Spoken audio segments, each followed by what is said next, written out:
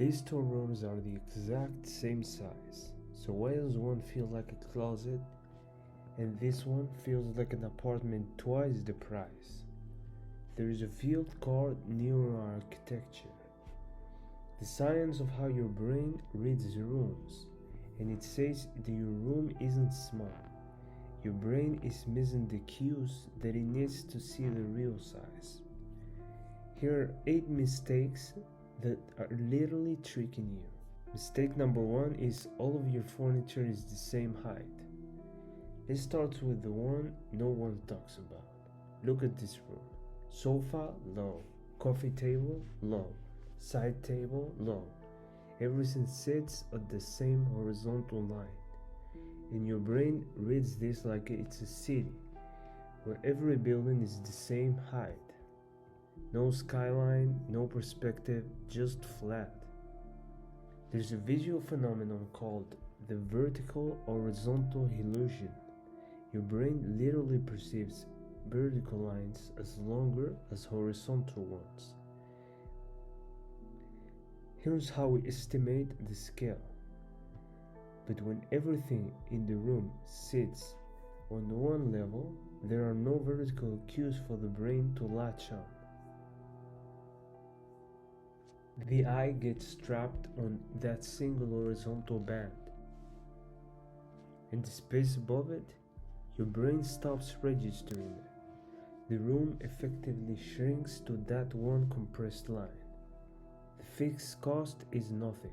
Mixed heights, a floral lamp next to the sofa, a tall plant in the corner, swap one squat cabinet for a slim tall bookcase, and the moment your eyes have to travel vertically, the brain engages that illusion in your favor.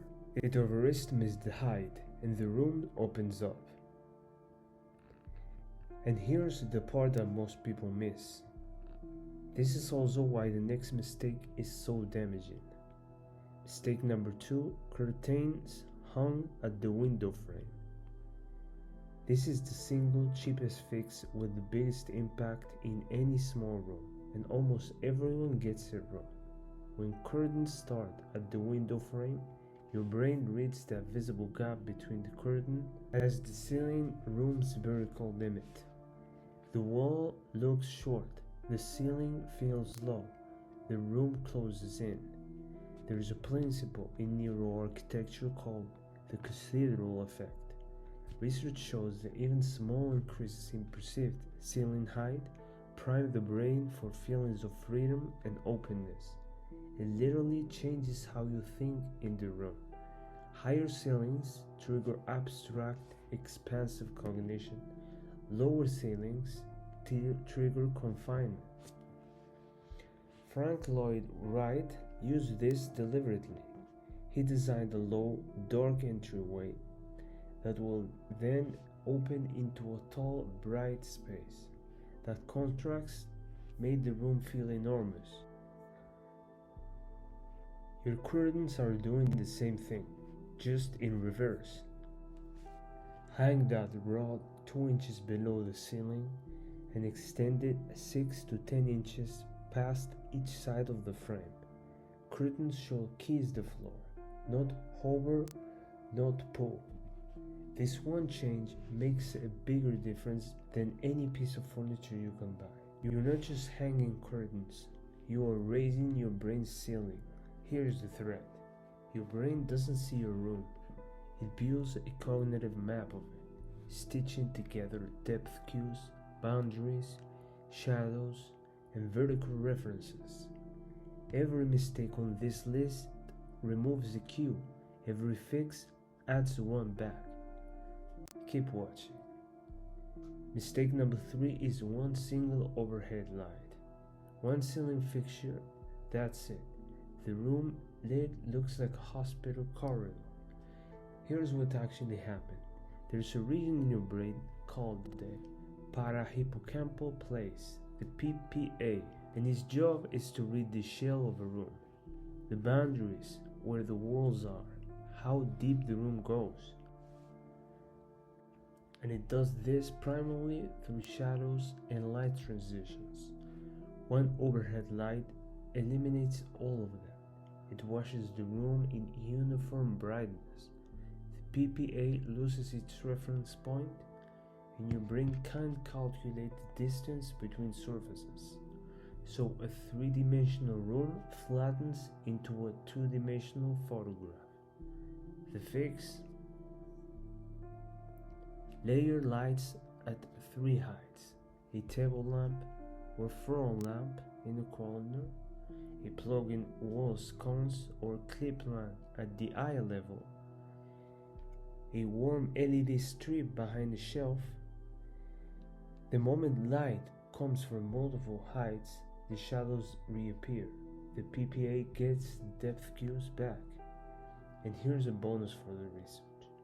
Cool tone light around 5000 Kelvin is perceived as brighter and it makes the space feel clearer.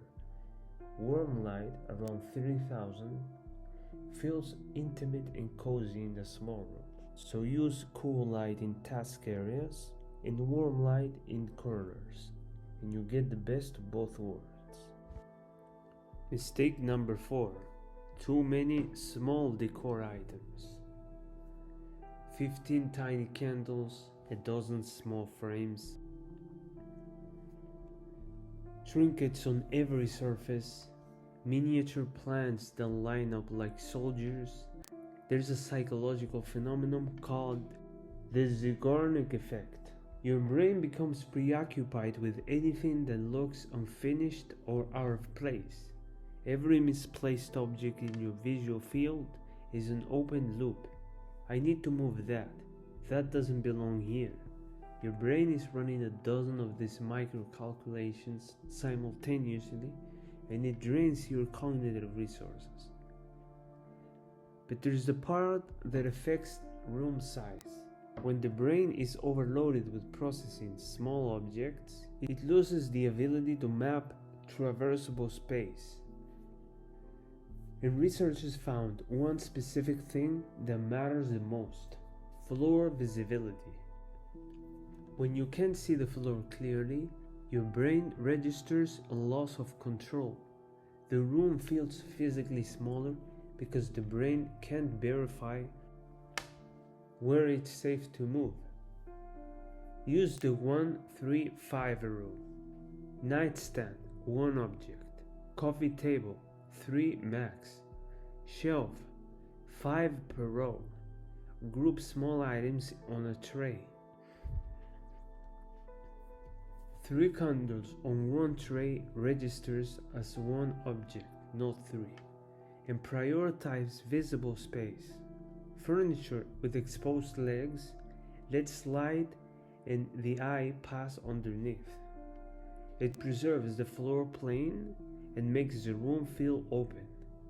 Speaking of what your brain reads wrong, wait until you hear what the wrong rug is doing to you. Quick pause. If any of these are hitting home, drop a number in the comments. Which are you most guilty of? I genuinely want to know. Alright, let's see 4 more. Mistake number 5, the wrong rug size and the wrong shape. The rug sits in the middle. The furniture floats around it. The room looks fragmented, like an island surrounded by the bare floor. Remember the cognitive map? Your brain segments every room into subspaces based on physical boundaries. A too small rug creates an artificial boundary inside an already small room, and your brain reads it as a room within a room, and the perceived space literally halts. But here's one thing most people miss: the shape of the rug. This matters as much as the size. A circular rug underneath a rectangular sofa, the geometries conflict. Your eyes can't tell. There's a subconscious visual tension that makes the room feel restless and smaller. The rule: front legs of your main furniture on the rug. Match the rug shape to the furniture layout. And for size, the rug should be at least 2/3 the length of your sofa, and use the same principle with the furniture. The 2/3 rule says that most furniture should fill roughly 2/3 of a room width.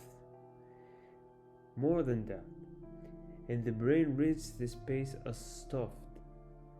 The budget move: layer a smaller pattern rug on top of a cheap wood rug, and it is an instant upgrade. Mistake number 6: blocking your visual sightlines. This one is invisible until you know what to look for. Stand in your doorway. Can your eyes travel to the farthest wall without hitting a piece of furniture? If not, you got a problem that goes deeper than aesthetics. In 1975, a geographer named J. Appleton proposed something called the Prospect-Refuge Theory.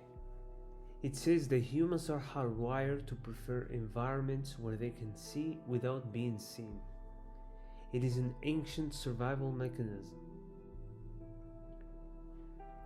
You want the vantage point of a hilltop and the safety of a cave.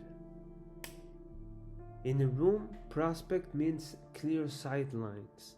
The moment furniture blocks that visual corridor, your brain reads the room as ending where the obstruction begins.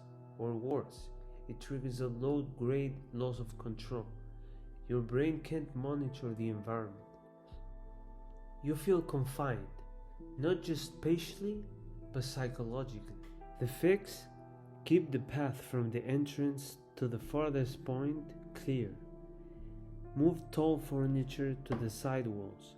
Use transparent materials.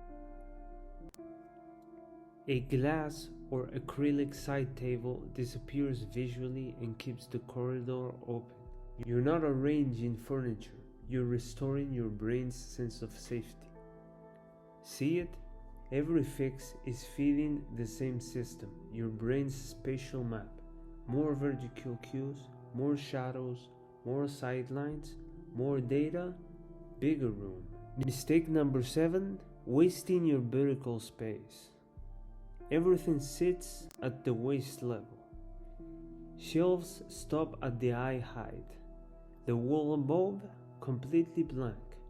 This is the Cathedral Effect working against you. Research using your brain's imaging found that when ceilings feel low, or when nothing draws the eye upward, the brain shifts into what's called item-specific processing. It becomes concrete, detail-oriented, and confined. You're not just losing visual real estate, you're literally putting your brain into a confinement mindset. But when vertical elements draw the eye up, high shelves, tall furniture, floor-to-ceiling drapes, the brain shifts into relational processing, abstract, open, free, the same room, but a completely different cognitive state. Hang shelves 6 to 8 inches below the ceiling line. Swap short, wide furniture for tall, narrow pieces, a slim bookcase. And remember the vertical horizontal illusion from mistake number 1?